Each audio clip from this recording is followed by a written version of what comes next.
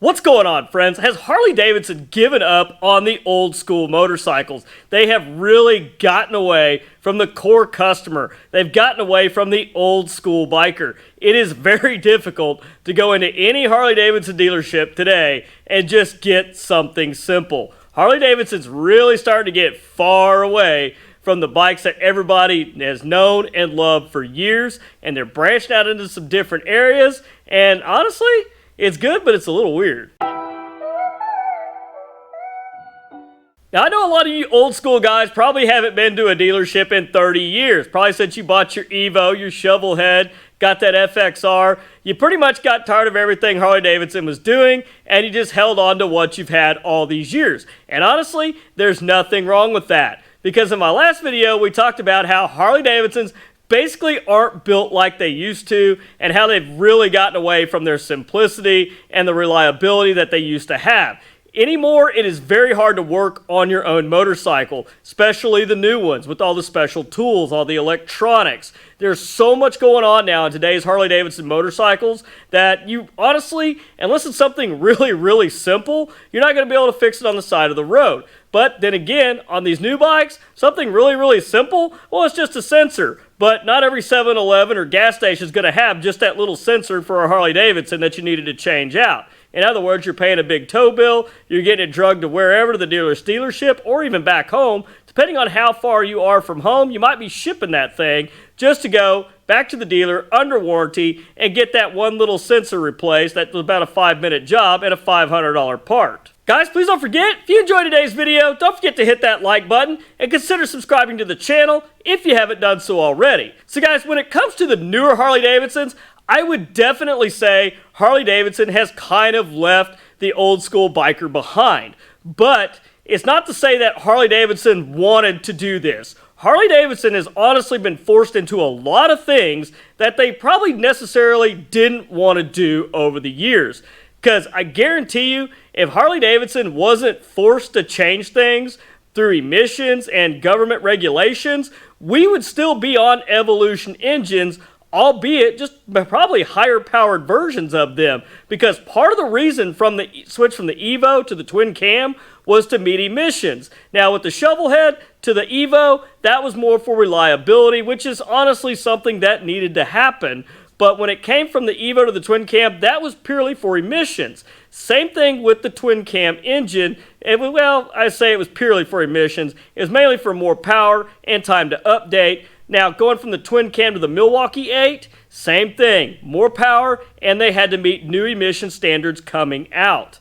And if you guys have been into a Harley-Davidson dealer here lately, as I mentioned, it is hard to find anything super simple in a new Harley-Davidson. And that's part of the reason why they're so dang expensive. About the simplest Harley out there that you can get that is no frills, no nothing, it's the Softail Standard. And even the Softail Standard, it doesn't have an analog tachometer and speedometer. It's all digital. Then you go to the Street Bob, you get some more finishes, you get some more extras and add-ons from the factory, but once again, it's still digital.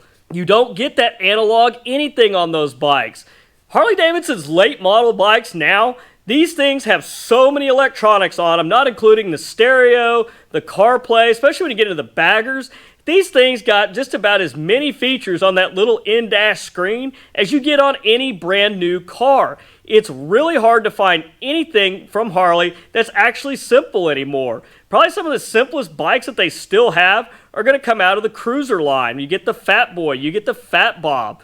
Some of the lowriders, the Lowrider S, the ST, these are still pretty simple bikes. The Heritage Classic, these still have actual analog gauges on it, which is what I personally prefer. I'm not too crazy about all the digital stuff.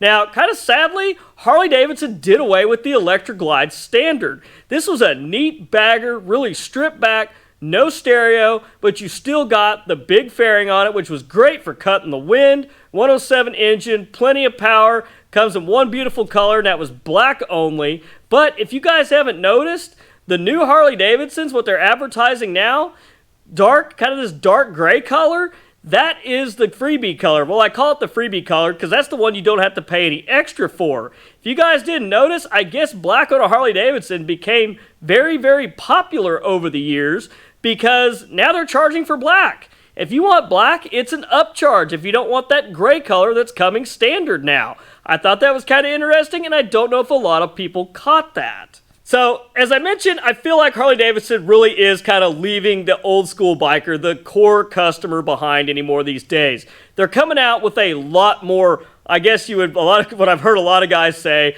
a lot of Honda-looking options. Obviously, looking at the new Sportster line and then the new Pan America. Is it a Harley-Davidson? Yeah, it's manufactured from Harley-Davidson, and honestly, they're pretty dang good motorcycles. There's really nothing wrong with them. They've been very competitive in their categories. The Pan America has been very competitive in the adventure bike category. The Sportsters have been very competitive against the Indians. But once again, it's just we've gotten so far away from that old school kind of motorcycle that Harley-Davidson always produced. It was a very sad day when the Evo Sportster went away, and they basically, what they called the Sportster was the new liquid-cooled offering. It's kind of built in the shadow of the old school Sportster, but it's liquid-cooled, dual overhead cam, and it sounds absolutely nothing like what we're used to.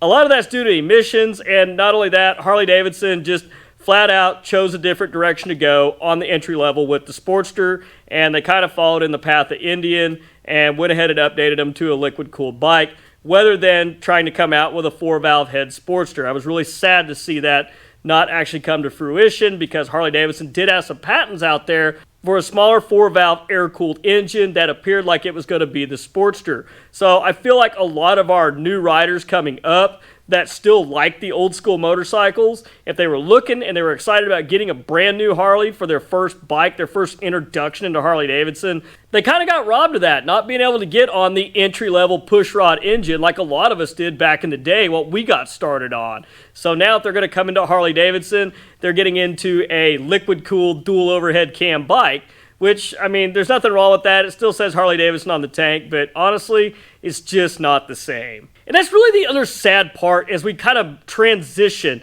from the carburetors into this FI. We get into these really technologically advanced Harley-Davidson. We are losing our do-it-yourself. We are losing that coming home, working in the garage with your buddies. That is really dying off, and I hate to see that. And that is happening more and more and more with the younger generations of riders coming up. We're really losing that. And not only that, we can also attribute that to the bikes being more expensive. They're being more expensive to work on. Not only are they more expensive to work on, but it's just a matter of getting the tools.